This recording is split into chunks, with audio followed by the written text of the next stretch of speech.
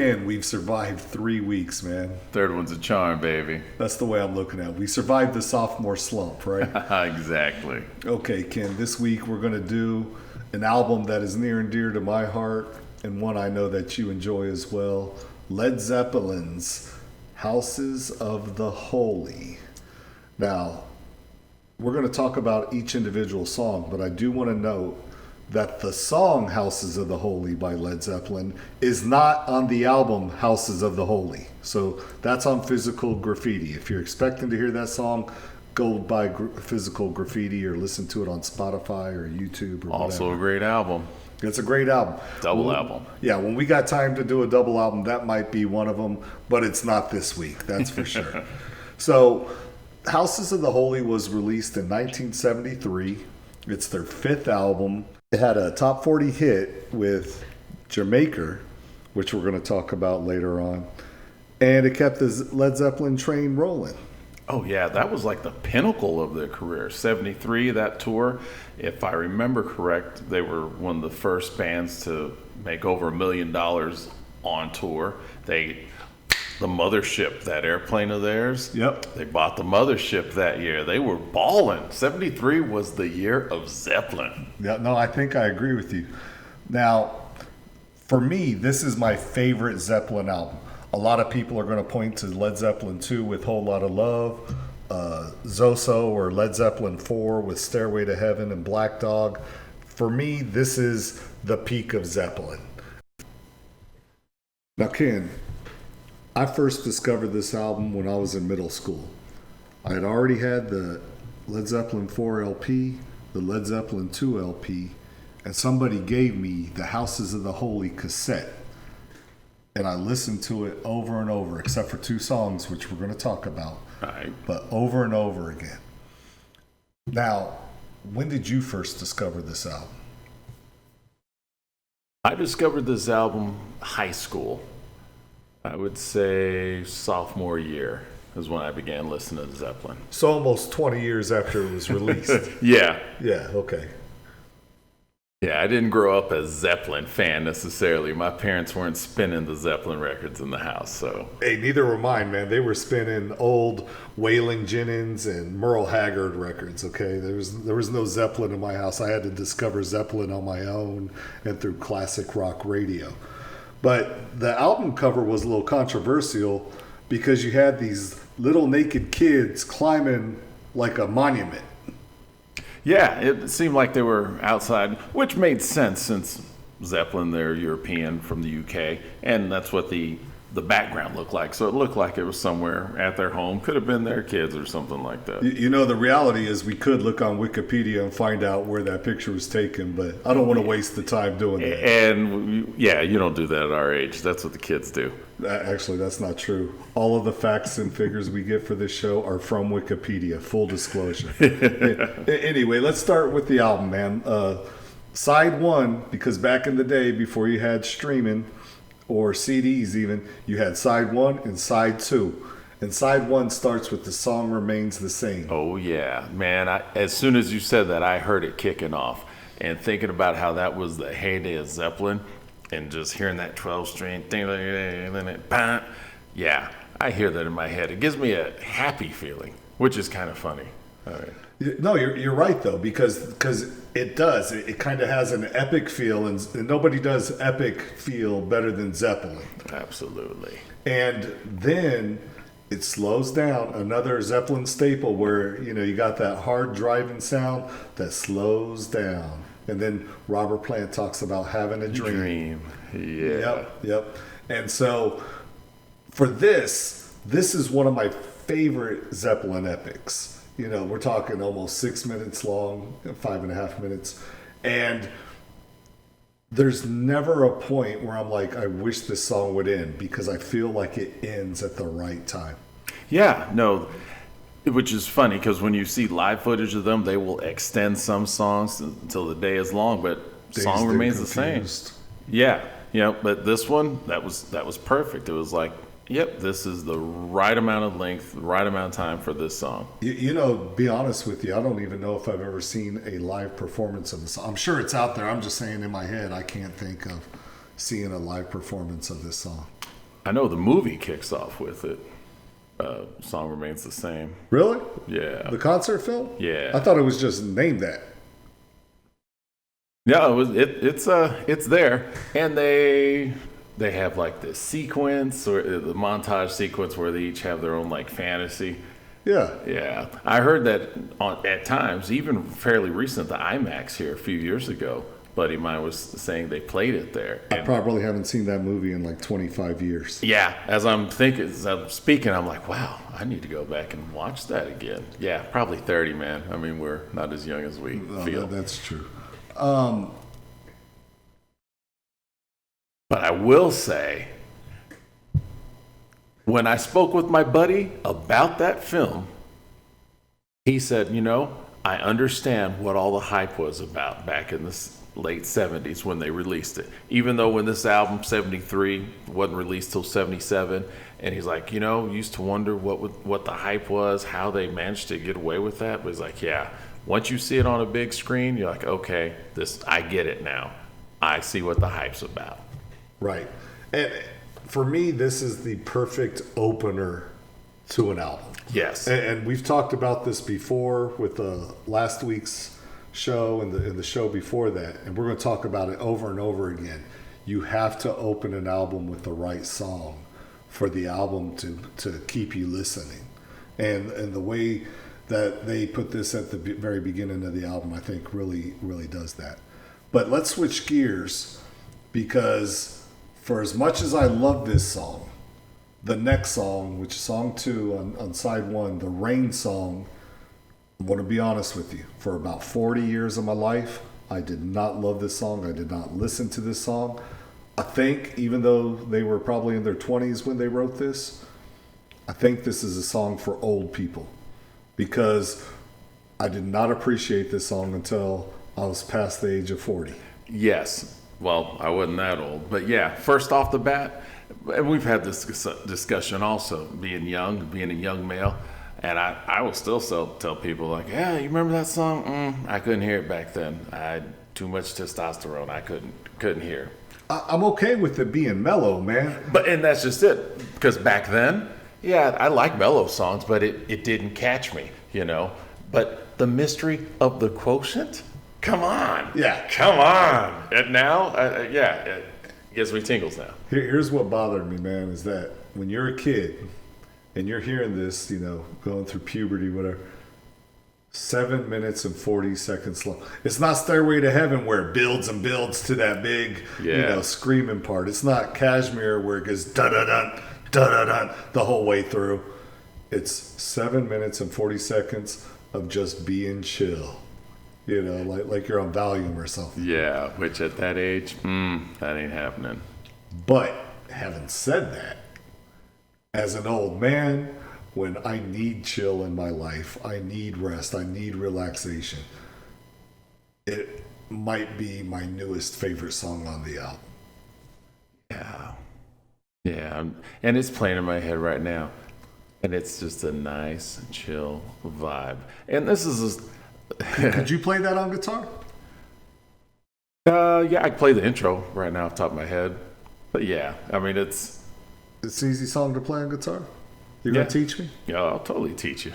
Okay, because I'm just going to be honest with you. I'm never going to play the Rain song on guitar in my life. But I do want you to try and teach me, just to see you try. That's it.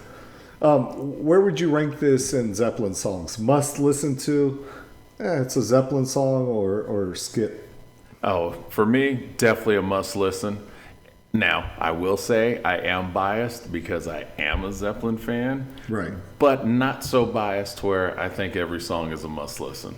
You know what I was thinking of, man, is that there are a lot of songs about rain. Is this the best song about rain of all time?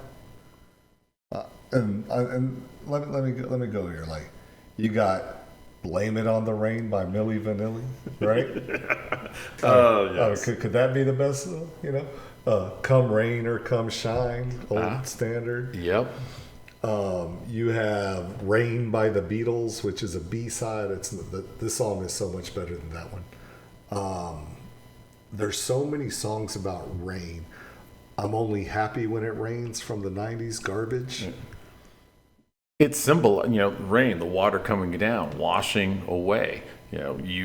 Okay, right now, today sucks. The rain's coming down, washing away. It's a new day, it's a new life, a new start. So, yeah, it's very symbolic. Man, I lost my train of thought. I honestly didn't hear a word you said because I was thinking of more rain songs in my head. I'm just being honest. Hey, that's what we do, man. That's what we do. I was thinking of I think there was a band in the 80s, The Alarm. Was it Rain in the Summertime? Do you remember that? Yeah, they were in town last summer. I remember that, yeah. The Alarm. Yeah, they came through. Yeah. Hey, I want to be honest with you, too. I don't even know if The Alarm sang that song. I think they did. Let's move on, man. Let's move on. Move on. We're going to move on to song number 3, side 1. My favorite song. This might actually be my favorite Zeppelin song of all time. Of all time. And I've loved it since the very first minute I heard it. Over the Hills and Far Away. Ah, yeah. Yep. Something catch your throat, man? You all right? You crying a little bit? Oh, yeah, always, man. Hey, now let me ask you, as a guitarist, I remember, I think I was in high school, man, and you didn't, sit around and somebody could play guitar. It was never you because you were never at the parties, but I'm just being honest. Hey, I was a nerd. Someone would always come around and they'd try and play that intro. Yep. Trying to impress the girls with the intro to Over the Hills and Far Away. I don't think they were playing it in the right key. I don't think they actually pulled it off, but I distinctly remember that happening. But more than that, right? It's that intro. It's that lazy vibe where you're just chilling, and then the bombast comes in, and the bombs drop. Yeah. Boom. And they did that so well, and it was so synchronized. Yeah.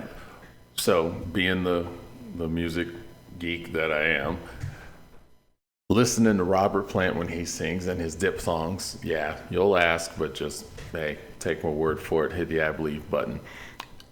Okay, since you're giving me that look of, what the Dudley is a diphthong? That's when you speak and you put more emphasis on the consonant than you do the vowel. Oh, darling, darling, darling.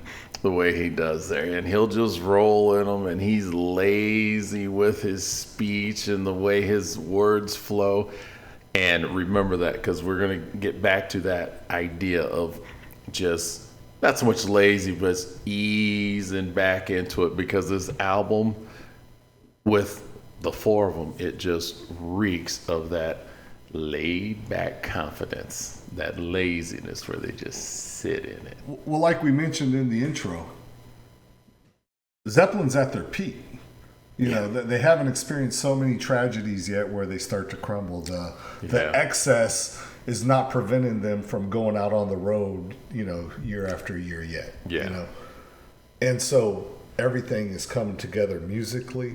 Everything's coming together financially.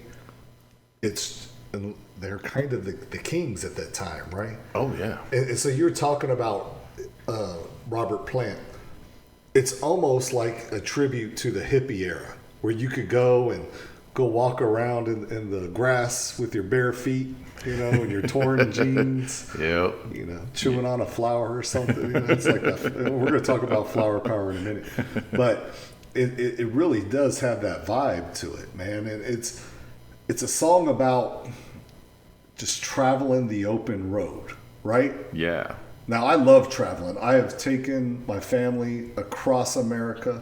We travel, and there are times when everybody's asleep in the car and you're looking outside and you're looking at the landscape, whether it's a mountain, a desert, a plain, whatever, just the different colors of the different landscapes. And you listen to a song like this and you're like, this might not be what Robert Plant was doing, but if he was, it wouldn't surprise me. Yeah. And so for me, as a young child, right? I had to have been 12 years old when I heard this. how does a song move a 12-year-old so fast with words that are beyond me, right? They're just kind of words made up, or a little love song at the beginning, talking about all of these life experiences. And at that age, I can't comprehend that. Because I haven't experienced life yet. Exactly, you're 12, yeah. But now, 30 plus years later after first hearing it, still feeling the same way. Like there's that sense of wonder, where, hey, I can keep moving, I can keep traveling because there's always something else out there. Yeah, that perpetual and eternal wanderlust that just keeps driving. Okay, so let's go to the last song of side 4, The Crunge. Oh, yeah. I'm going to be honest with you, man. This was one of the songs I did not listen to as a kid. This is one of those songs I skipped. And you're about to tell me why I was wrong, aren't you? Oh, man. I'm going to sit back and let you talk. This is the song that, when I heard this song, okay, I'm going to breathe, take this in. What I love about Led Zeppelin is they leave no stone unturned. If there's a musical style that existed during their period of existence, they pretty much touched on it in their career. This song was no exception. And so once Bonzo started with that hi-hat, that sounded like what I heard growing up in my house on Saturdays when we were cleaning. Again, didn't necessarily have the Waylon Jennings playing in my house. Did have Patsy Cline. I didn't want to listen to that. But we had a lot of 45s coming from up north out of Detroit. No, that's true. This is something about discovering music, right? Because I always hated the music my parents played. I appreciate it now. Oh, now. But I always hated it. And anything I listened to growing up was either something my sisters passed down to me, their old tapes, but that was usually Judas Priest, Rush, REO Speedwagon, whatever. Or it was something I discovered on MTV and eventually classic rock radio. I wasn't listening to oldie stations. I wasn't listening to soul stations. And I didn't have anyone in my life to bring that to me. Yeah. I had to discover that on my own later. But then when you discover Sly and the Family Stone, 70s Stevie Wonder, when you discover Isaac Hayes, then you listen to Zeppelin doing this, and you already knew that they loved the blues. You already knew that they kind of stole so many songs from popular blues artists, or signed to Atlantic Records so they could. Well, Aretha was on the label. That's right. Done. Right? That's why they signed with Atlantic, right? And so then when you hear the Crunge, now when I listen to it, it's like the best possible tribute to that era or that sound. Would you disagree with that? No, I'd agree with you. And now, because you have the picture filled out in your mind, and you know the history, where they're coming from, and all the pieces of that puzzle, it's like, okay, yep, I can hear it now. And I like that groove they've got going. Did you know the lyrics were improvised? I did not know that. It makes sense as soon as you say it. Yeah. I love that. Excuse me, have you seen the bridge? Right. That's probably the most famous part of the whole song, too. And if you think about it, now that as I say that out loud, excuse me, you've seen the bridge, and then don't call me Mr. Pitiful. Gee, I wonder who he'd been listening to. That's Jackie Wilson, isn't it? Mr. Pitiful? Didn't he sing Mr.? I thought that was Otis. Christ.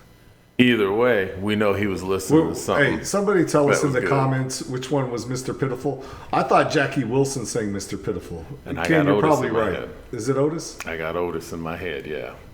Okay, I thought it was Jack. Whatever, man. Hey, tomato, he's still digging up the good stuff. Hey, now, if you listen to this, like I said, this is a tribute kind of to that funky sound, right? That James Brown sound. Yeah. James Brown and the JBs. Yep. But I'm gonna ask you, can white people truly be funky? Yeah. Okay, good. Oh, good, yeah. good. That's not me, by the way. I just wanted to see if any white person could be. I knew it wasn't me. I just wanted to know. Hey, funk doesn't care. It blesses who it blesses. And no, George Clinton did not say that. Although he probably did. Who said it? me right now. But oh, okay. But somewhere along the line, you heard George Clinton in your head. I got you. All right. So let's move to side 2 of the album. Track 1 on side 2, "Dancing Days." That guitar riff just pops right out at you. It's instantly recognizable. Now just imagine, because we can imagine this because this was our life. So we have the vinyl or the tape. I had the cassette. You have the cassette. Side 1 is over. Excuse me, have you seen the bridge? You flip it over after you just had that sweet R&B groove out of nowhere, which you hadn't heard before or since, and then... Oh. Yeah, it's really a pop rock song, right? Oh, straight up. This was designed, even though this wasn't the top 40 hit, it was kind of designed to be their sing-along pop song on the album. This is the one, summertime, tops down, in the car, playing loud. Now, what kind of gets me about this, he sings about the tadpole in the jar. I think that was just drugs. Like, there was no reason for that line to be in the song. You know which line I'm talking about? Yeah, because then a little slide fill after. Yeah, it just makes... Now, my favorite line in the whole song is right after he's singing the verse and he just goes, dig, like that. That's always dig. I was like, oh, there you go. But that's what I love about rock and roll in general, are those filler lines. That's why I always say the most important word in all of rock and roll is the word yeah, because you can hear a yeah mentioned. Think about when we talked about Black Sabbath. Oh yeah. Done. Done. There are so many filler lines or offhand shoots, like we say. You see the bridge, where you're like, oh, I wasn't expecting that. He went off track, or the studio picked up something that back then when you had to record on tape, you couldn't fix it with Pro Tools or whatever. Yeah, and that's also one of the beauty or the art. The love of what I love about listening to Zeppelin and a lot of the older things. And as a guitarist, hey, when Page had some fret buzz or made a mistake, guess what? That's what you got. Yeah, and even the people who influenced them from the 60s that they were listening to, that's what I love in the early Motown. What you hear is what you got. Yeah, no, you're absolutely right. It's just the magic about old music, man, that we're never going to capture again. Oh, yeah. And this song, as far as old music, to me, this song is the pinnacle of this album, of the highlight. This song represents, yes, we have made it, and this is the sound of everything coming together for us. This is we just stepped off the mothership. We're here. The sun is shining. Doesn't matter where we are. The weather's perfect. We're going out in front of thousands of people right now, and we're setting records, and everything has come together. That's what I hear when I hear Dancing Days. Now check it out. For those who don't know, who didn't listen to the first 2 shows, Ken is a guitar player. He has attempted in the past to teach me how to play guitar. It's still a work in progress. Yep. But you've always told me that when you perform live, especially when you're performing your own stuff and you're not as a gun for hire, so to speak, that your goal is to get people to stand up, specifically women, and shake their thing. Absolutely. And you can tell when you listen to Dancing Days, that is the goal of this song. Oh yeah. Because, well, as in life, if the women are happy, everyone else is happy. Fair enough. Yep. All right. Well, let's move on. That's a nice transition to song 2 on side 2, and that's Jamaica. Now, I have called this song Dire Maker for my whole life. Yeah. And then, Ken, as life happens, I had to become your roommate for a year. And we were talking about this album, just sitting around talking about music as we do. And you said Jamaica. And I'm like, what are you talking about? I'm talking about Houses of the Holy. I'm talking about, side 2. You say, yeah, Jamaica. I was like, no, Dire Maker. You're like, you dummy, it's a pun. I had no clue. Why don't you tell the joke for those who don't know? So it goes, oh, because over there they call vacation holiday. It's like, oh, your wife went on holiday? Yeah. Where'd she go? Jamaica? No, she left on her own accord. Yeah. Yeah. See, I knew there was a joke to.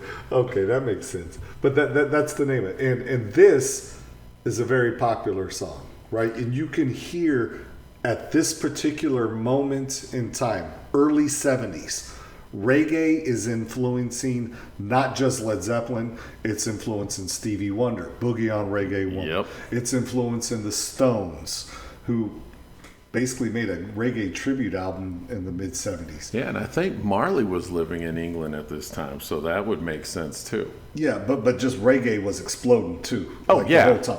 Paul McCartney, right, wanted to make reggae songs. Like everybody wanted that reggae influence. Was it Jimmy Cliff's movie was out then, The Harder They Fall, which is a big Jamaican film. Yep. And now that's playing in my head. Yeah. But the crazy thing about this song, though, it's like a fusion of reggae and doo-wop, right? Like you had that oh, oh, oh, oh, oh, oh. Which, that 1950s kind of at the high school prom vibe, combined with that reggae beat. Which makes sense because that's how reggae evolved. And my earlier statement about Zeppelin leaving no stone unturned. All right, so boom, song remains the same. Rain Song, The Crunge, Dancing Days. All right, that's your pop song, and then all of a sudden, this same band that we've heard from the album number 5, 1, 2, 3. Everything's been different than oh sweet Georgia Brown. They're throwing out a reggae song, and they're doing it well. And it's a huge hit. Yeah, this is the top 20 hit. Yeah. This is the hit off the album. Now, we already talked that this is a huge hit with the title that people can't even pronounce. Yeah. Just imagine if they would have actually named the song after a lyric in the song. Yeah. And one of the things I love about this song, because I geek out on this song every time I hear it. Right. And so that laziness, that laid back confidence that I'd mentioned earlier that you hear throughout the band, this guitar solo starts off and it's like, oh my goodness, if you were sitting on a stool in a beach and you just hit that note, you sort of just slid off your bar stool, not necessarily fall on the ground, but just sort of lean back. That's what this guitar solo does. Just oozing of chill and confidence. Spoken like a true guitarist. Can I let you know a little geek secret too? Talk to me. And this is neither here nor there. So the drum fill after the solo, that I will sit and sing that fill if I get to a stop sign and if police are around, and then I know, all right, I came to a complete stop, and then I'll go. Yeah, I do that. I'm really? That guy. Yep. That is the craziest transition I've ever heard, because while you were geeking out on the guitar solo, I was going to say the thing that stands out for me on this song is Bonham's drums. Oh my God. This is there are songs that feature Bonham on drums, right? Like he has the Moby Dick drum solo. Yep. There are so many drum solos of him playing live, right? Like these live drum solos. But to me, this is like a John Bonham performance. Does it make sense? Like you hear what I'm hearing? Like, oh yeah, because he has a lot going on. Yeah. You know what? Just a small shout out from this day where we've recorded this. John Bonham's birthday was a few days ago. Really? Yeah, they had a celebration for it. A little small one, online, because no one's really gathering these days. Yeah, social that distancing. happens. Yeah. Let's not bring up the present, man. Let's just keep living in the past. That's what let's keep living in the past. 73, good to me. All right. Brother, we weren't even born in 73. No. Anyway, all right. So, having said that, what's crazy is that, I focus on John Bonham because I'm kind of tired of the song. It's almost retired to me just because I've heard it so many times. Okay. But I still appreciate what they did, putting the reggae. I appreciate that it's a hit. Oh, yeah. If a song's a hit, that means enough people liked it. Who am I to say otherwise? With that said, it's crazy because Robert Plant thought this was a hit. He's like, no, we're releasing this single. John Paul Jones, the bass player, thought it was a throwaway track. He thought it was garbage. Okay, and we're going to talk about him in a second. But Robert Plant was clearly right. But I honestly think if it would have been titled something more accessible, that they would have had a bigger hit. It would have been a top 10 or a top 5 hit. Maybe, but that wouldn't be Zeppelin's fashion or style? Doesn't matter. You know, because I mean, come on, Houses of the Holy, and it's, you know, the song track isn't even on the album. That's true. That's true. Okay, well, let's go to the next song. Now, I told you the Crunge was a song that I skipped on that cassette. Yeah. That got worn out a long time ago. Now we're going to talk about the other song that I skipped, except this one, it didn't take me until I was 40. It took me until I was 43 before I could appreciate this song. Okay, and I'm older, but it's okay. I'm closer to 50 than 40 now. God, okay, I'm getting sidetracked. No Quarter. Yes. Written by John Paul Jones. Or actually, it was written by Jones, Plant, and Page, but this is a John Paul Jones featured song. I will always say, till the day I die, John Paul Jones was the unsung hero / backbone of Zeppelin. Without John Paul Jones, as much magic as the other three brought to the table, because there's no denying it, and I will, yes, till as the day is long, John Paul Jones was that unsung hero. Why? I mean, you can't just throw that out there and then not tell people why. like you're just trust me, you got a beautiful voice. So when people hear it, they're going to hear the voice of God. But we can't take that as the word of God. I'm just being honest with you. John Paul Jones, yeah, he was the bassist. He was the mandolinist, keyboard player. Pretty much any auxiliary instrument that you hear, right, on a Zeppelin album, throughout their albums, that's him. Yeah, it's funny you say that because he was kind of like John Entwistle of The Who. Never talked, right? Yeah. Always stayed in the background, doing his thing, but you couldn't have that band without him. Yeah, because they were such an integral part of the band. Right. And the mellotron is the instrument that's really featured in this. Right? Yeah. And I thought this song was so freaking boring when I was a kid. Honestly, this song is my least favorite song in the Zeppelin catalog. No. Now, and I will say this also. I've been saying it this far, this many years of my life. Now, right? And also, though, I also caveat, even though this is my least favorite song in the Zeppelin catalog, it is still better than 50% of most people's songs in their catalog. So, yeah, it may not be my favorite, but it's still an awesome song. I would say it like this. If this was the first Zeppelin song that I had ever heard, and I had to make my judgment as a Zeppelin fan based off this song, I would not be a Zeppelin fan to this day. All right. Because of the time and place. Yeah. Right? Yeah. Now, it just so happens the first Zeppelin song I can specifically remember hearing and keeping in my head was Stairway to Heaven. Because when I was in 6th grade, our fine arts teacher played Stairway to Heaven. I don't know if they could have gotten away, but they did. But that was our exposure to acid rock. I don't know why he was teaching us about acid rock. We kind of went from like classical music to ragtime to acid rock. I don't know how that happened, but this was acid rock for him. Oh, wow. There was some jazz in there too. Bob James, you know who Bob James is? He was our exposure to jazz in that class. It was out of all the jazz musicians, we got Bob James. Yeah. Oh, wow. You could tell he loved the 70s. Yeah. But anyway, having said that, No Quarter, another very long song, like 7 minutes long. And I think the problem is that when I first heard this song, when Robert Plant's voice is really distorted and and the effects on it, and you're kind of in that psychedelic groove, is that when the instruments really start breaking out and you kind of have that symphonic feel towards the end, you have to make it. You have to survive to that point to appreciate it. Yeah. And some people make it, some people don't, man. And it wasn't until I was older and I just sat back and I listened to this album and I finally realized I really like this song. I kind of like the way it built. This is not my favorite Robert Plant vocal performance.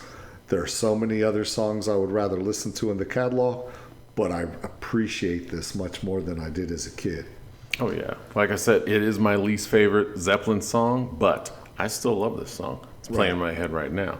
This song made me, because I wasn't the smartest kid growing up, but I had to pull out a dictionary. I'm like, no quarter, what does this phrase mean?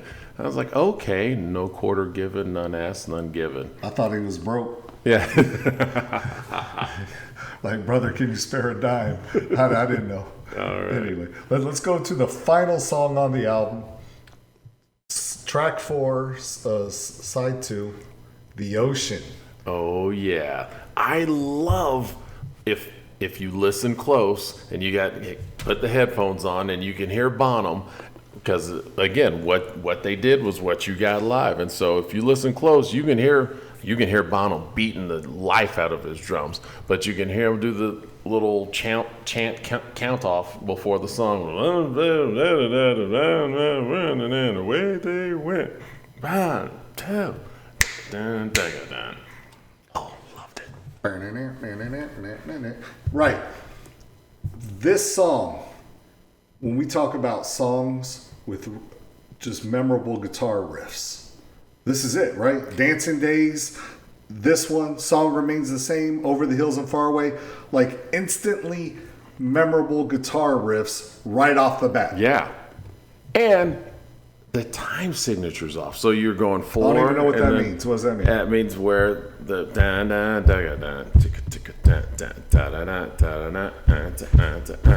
throws in the syncopation. It throws you off. Instead of just going smooth, you get a little bit of a bump in the road as you're driving. Right. And that bump is conditioned in you to where you're going down. You look for that bump. You want that bump because you know that bump's coming, and you live for that bump. Hey, I'm going to be honest with you. With most Robert Plant lyrics, unless they involve Lord of the Rings, I'm really not paying attention to them. I'm being honest. Hey. That, like, Ramble On, I'm like, yes, the darkest depths of Mordor. I'm there, right? Tolkien wrote those books. Yes, yeah, I'm there.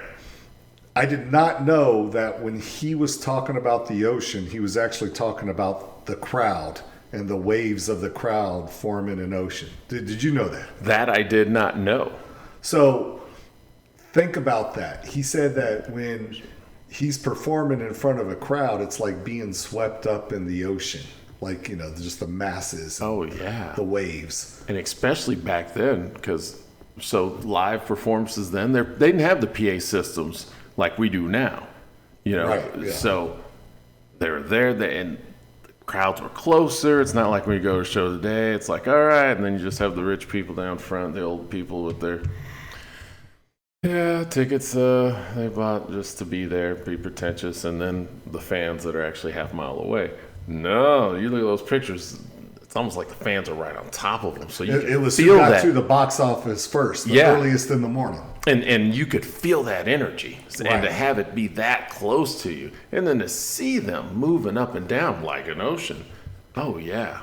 So does it make sense? Did I teach you something today about Zeppelin? Yeah, I was today old when I learned that the ocean was about the crowd. Now, you've performed in front of crowds, man. Like, do you feed off energy? Oh, absolutely. It's intoxicating, man. It's one of the because you play a bunch of different genres, man. I've seen you play punk. I've seen you sit there with an acoustic guitar crying in your beer. I've seen you play jazz. Like, I've seen you play old standards. Like, is it different, the different vibe, or is it the crowd? If the crowd's energy's there, like you're there, like what's up? If their energy is there, and the thing is, as those styles are different, if they are moving, dancing, going back to the earlier statement that if the ladies are shaking, everyone's happy. If they're up and they're dancing, again, the different styles of music, but they can still dance.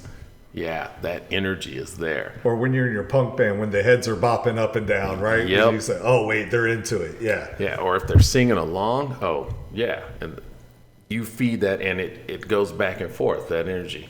Now, my favorite part of the song is your favorite part of the song. And it's that a cappella break right there in the middle. I love it. La, la, la, la, la, la, la, la, la, la, la, la, la. Right? Yep. Oh, yeah. And I love the time, just the style change right there. They're building up, and then boom, goes into like this country sound. Right at the end. Yep. Just boom, just like they flipped the switch. Showing their influences. Yes. Okay, good. Well, Ken, we've talked about every song. And just for the record, The Ocean, a great song, right? One of our favorites. Fantastic. Love that song. Right, and a great way to end the album. For me, and I'm a Zeppelin fan, but I'm not a huge Zeppelin fan. I'm not getting the Led Zeppelin tattoo. For me, this is one of the best album closers there is. Yes. And definitely in the Zeppelin catalog, for sure. No, I have to agree with you on that. Okay, so we've gone through every song. We've listened to the whole album. Does it hold up musically for you? Absolutely. But it's still, right? Like, I'm liking songs I hated as a kid now. Yeah. I mean, as I get older, like, ooh, that's how it felt. Even though they were in their 20s, I didn't feel that till my 40s. But I'm feeling it now, you know. The songs are still there. Jamaica, which is not Dire Maker, it's close to retirement for me. I'm kind of done with that song, but I still appreciate it. The rest of the songs I can still listen to. I can listen to Over the Hills and Far Away like I just heard it for the first time, and I still get that happiness listening to it. I can do the same for The Ocean. You know, for me, this absolutely holds up musically. Most people, when you look at the impact, most people are not buying Houses of the Holy, right? They're going to Led Zeppelin 4. Mm-hmm. They're going to Led Zeppelin 2. They're downloading Kashmir, right? Yeah, yeah.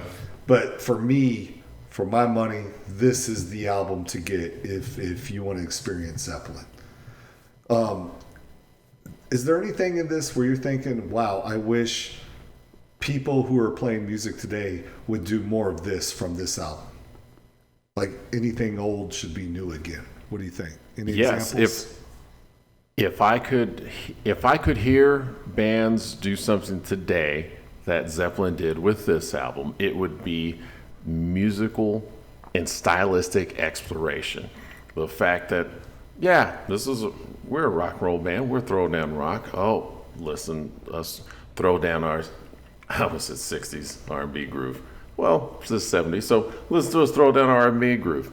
Listen to us do reggae. Tap on some reggae. Let's do our little hippie song. Yeah, our hippie song. And oh, by the way, with this little concoction we made up here for this last song, we're gonna just throw in a little country sound here. Why don't we? I like that. Yeah. No, I think you're right. For the record, my favorite song is Over the Hills and Far Away. My least favorite song, you're gonna hate me. I know we're gonna do more shows after this, but I don't know how many after this. My least favorite song is still The Crunch. It's no longer No Quarter. It's The Crunch. What's your favorite song on the album? For the record, Ken. Say, my favorite song is. My favorite song, for the record, off of this album is Jamaica. Okay. Yep. And your least favorite song is? Still No Quarter. Still No Quarter. Okay, good. Now, but next week, we're going to have another fun show. So I really want everyone to come back next week and listen to that. To leave in the comments their favorite and least favorite song from the album.